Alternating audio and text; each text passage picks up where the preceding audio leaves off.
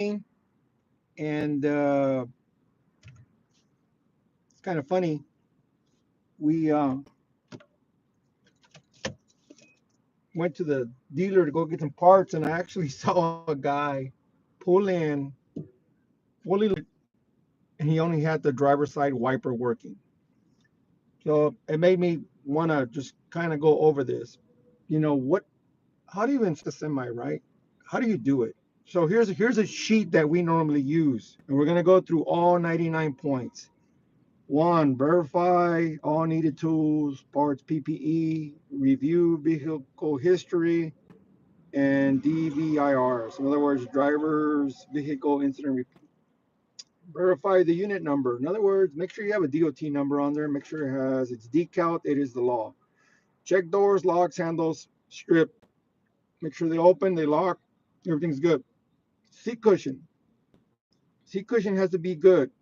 The guy could bind, cut his leg or something. Seat mounting and belt securement. Pretty simple. Check cab interior condition. Check safety equipment, fire extinguisher, spare fuses, and I can tell you easily, hands down, 60% of the trucks are missing one of these, either the fuses or the extinguisher or the triangles. That's for your safety, the triangles. And we won't even get into the fact that more than, I don't know how many don't even know how to set them up. Check ABS warning light, check instrument engages, make sure everything's working, verify that initial level and condition, get out, open the hood, check the level. Listen to the starter when it cranks. If you want to be a little bit more delicate, you can put a meter, a digital volt ohm meter, and then see what you get. Check engine operation, make sure it sounds good and smooth, rev it up, stuff like that. Check brake operation. You want to make sure the brakes release and apply. You want to block the wheels, and you want to let the truck build there and then release all the brakes and listen for leaks. Get out, walk around. Remember, block the wheels. Block the wheels. Also, if you can, have someone step on the brake or get a stick or a pry bar and put the brake pedal down and walk around and listen for leak. Verify clutch operation. Usually go underneath 1/8 inch on the finger, 1/2 inch between the clutch and the thing with the pedal depressed. Again, use your pry bar. Check defrost. In other words, make sure that you're switching between vent and to the dash. Check remaining HVAC, which means cooling, heating. Now, funny thing is, DOT doesn't require the AC to work, but it just has to defrost. Crazy, right? Or at least someone can correct me if that's changed. Check other cab accessories. Check the horn, the city horn, air horn. Check glass and windshield. I'm going to say 40% of all units have cracked windows. Let me see if we can do this real quick. Reposition. And so measure your steering wheel play. Funny thing about the steering wheel play, you want to, rock it, back and forth, see how much you have. But another thing you want to do is you want to pull on it. You want to pull on it, see if there's any movement. A lot of people have a bad habit of opening the door and they grab the steering wheel and they pull on the wheel to get in. So make sure the steering wheel is good and tight. Of course, you're going to check display. You usually want to you don't want, half a turn, you want it kind of tight. There's a specific number for every brand. You have to go look it up. Also, check your U joints on your drive shaft, on your steering shaft. That's another to do. Okay, so let's get back to it. Check for air pressure leak. Just talked about that. Test the one way. So right here, this right here is all test air buildup time. Refer to your DOT book. I think it's 2 minutes, whatever, and then you let it build. Once you let it build, you shut the truck off, and then you let the brake pressure, or you let the air pressure settle. Once it settles, you apply the brake, and then you let the brake pressure settle again, and then it should not deviate more than, I think, 3 pounds. Anyway, nobody ever does that. Everybody just whatever. Check tractor protection valve. Basically, apply the brakes. Release the brakes and work the function. Make sure all the hand valves pop out. There's specific pressure. Go look it up. The governor range, make sure that it's cutting in, it's cutting out. In other words, when it's full, it cuts out, and then when it drops, it cuts back in. You don't want your air pressure to drop too low, because then that indicates it's a leak, and then the governor struggles to catch up.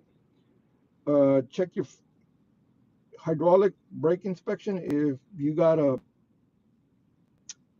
truck, DT 466, 339, 330, Kenworth 300, M2s, and they're on wet brakes, check the fluid level. And make sure everything looks right, the lines, make sure it's not bleeding, leaking. And also, if you can, get a pin. They sell the ones that check for content moisture in the brake fluid. You want to make sure that's good. Uh, this is for the bumpers and lift gates. Again, you're going to check your bumpers, check and record any accidental damage, anything you see. Check the fuel cap, straps, and neck. This is the thing that's always overlooked. The van straps and the filler neck, always overlooked. Another one that's always overlooked, the mud flaps and the mounting. Make sure they're good. Make sure they're at the legal DOT height with the airbags inflated and with the airbags deflated, because they'll get you for one or the other. I've been there. Check the catwalk, check the steps and grab handles. In other words, all the framework that's back there for the driver to get up and in. Check function, lights and reflectors, DOT tech. Talking about lights, that's all it takes is one light, and they'll hit you for it. So be sure all the lights work. Marker light, clearance light, blinker light, stop light, headlight. If you hit lights, make sure they all work, because if one of them is out, they're gonna get you. Uh, if you have a van body, walk around, look at it, look for cuts, nicks, rivets missing. Just look at it. The doors, the hinges, the straps, the latches. Cargo securement, that's your straps, your retaining bars, E-tracks. Again, you're gonna check the seals, make sure everything's good and tight. Fifth wheel, there's a gauge you use to check the fifth wheel pin. Also, on the fifth wheel itself, make sure it's nice and greased and it's not dry. Also, make sure it releases nicely. Check for in the bushings. Um, I have a rule: if a truck is more than 300,000 miles, and there's bound to be something. There is a gate. There is a tool that you slid into the fifth wheel to check the jaws for play. There's a tool for that. Be sure you do that. If not, you know what? If the truck's more than 6 years old and it's got more than 300,000, whichever you run across, look at the fifth wheel real good, because I guarantee you there's something wrong with it. Tires. Oh my God, tires. Jesus, Lord, baby Jesus. If they're more than 4 or 5 years old, chunk them. Check your tire pressure. You'll be surprised. Tire pressure, I think the rule is 15 psi. Anything below that's considered a flat. So if you pull into a weigh station, you have one tire that's at 50, they're gonna hit you. They're gonna put you out of service. They're gonna consider that a flat. You're supposed to be between 95 to 105 or 110, whatever. And most will never check the inner tires for whatever reason. They're always the ones that are flat or go flat the most. We find a lot of those. And check your tire, but you'll be surprised. Check the stem, make sure the tire stem is in good position where you can check it. If the tire stems, if they get hit by a rock and they hold there, but they get positioned in a different position where it makes it hard for the driver to be able to check the tire pressure, they're going to get him for that, because he caught that in his pre-trip. So valve stem orientation, make sure also that the inners are where you can check the inner tire. Sometimes they'll index the tire wrong, and then it'll block the stem to the inner tire. So GPS uh, DOT will get you for, you didn't check it. How could you check it? Because it's blocked off by it's indexed wrong. So you can't check the inner tire. You're done. Uh, 30 seconds. You can go out and buy a cheap little gauge. Um, and measure it. I think it's minimum is 4/32 for steer. For the back, it's 2/32. I do know a lot of fleets, especially some of the bigger companies, they will actually run those tires down to 3/32, 2/32 on the rear, and they'll get pretty close on the front. Some companies. So, but you got to be able to and check it in multiple spots. Anything below 30 seconds, I check in multiple spots to make sure we're good on the 30 seconds, especially the steer.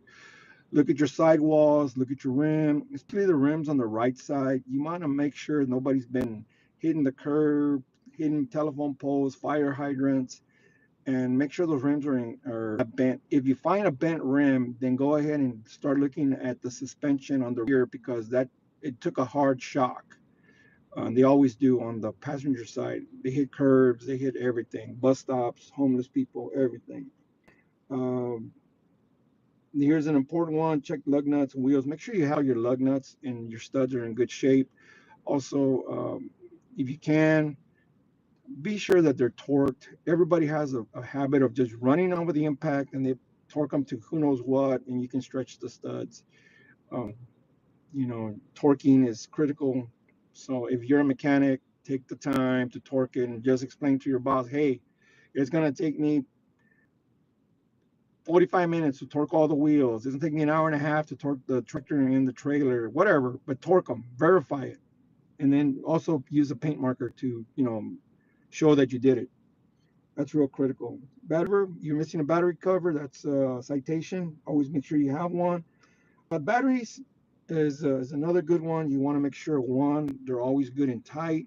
Use a torque wrench to verify that. Look at the condition of the cables. Any corrosion around the terminals is indicating that the battery's sulfating, it's venting to atmosphere. So the batteries are probably going to, even though they might be working good, you might want to consider replacing them, especially if they're over 3 years old.